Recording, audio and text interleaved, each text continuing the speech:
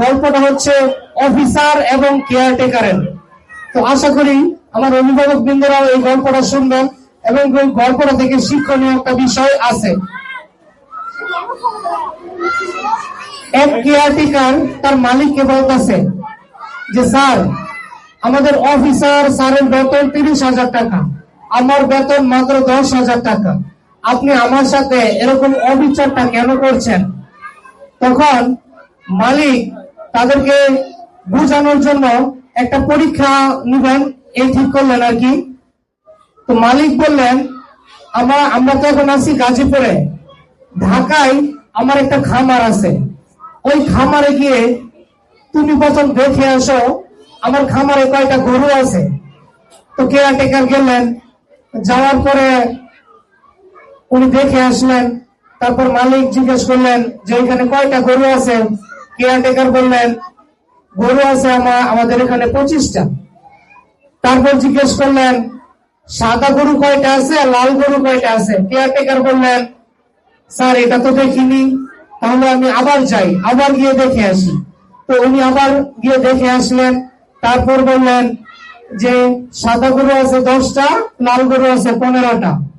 তারপর মালিক জিজ্ঞেস করলেন কয়টা গরু সুস্থ, কয়টা গরু অসুস্থ। কেয়ারটেকার বললেন যে স্যার এটা তো আমি দেখে আসিনি, আমি আবার যাচ্ছি।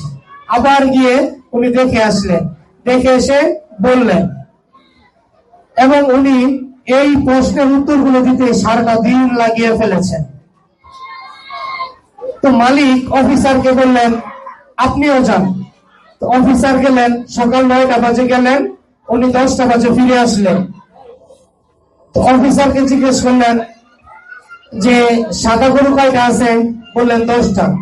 লাল গরু কয়টা আছে, 15টা। মোট গরু কয়টা আছে, 25টা। সুস্থ কয়টা, বললেন সংখ্যাগুলো। অসুস্থ কয়টা, এটাও বললেন। তারপর মালিক বলল যে আপনার মধ্যে এবং কেয়ারটেকারের মধ্যে যে পার্থক্যটা আছে সেটা হচ্ছে আপনি 1 ঘন্টায় সকল তথ্য সংগ্রহ করে ফেলেছেন, আর কেয়ারটেকার সারাদিন লাগিয়ে ফেলেছে। এই জন্যই আমি কেয়ারটেকারের বেতন 10,000 টাকা করেছি এবং আপনার বেতন 30,000 টাকা করেছি। আমার কোমলমতি শিক্ষার্থী যারা রয়েছে, তোমরা কি অফিসার হতে চাও না কেয়ারটেকার? অফিসার। তোমরা সবাই বড় বড় কিছু স্বপ্ন দেখবা যে আমি ভালো কিছু হতে চাই জীবনে।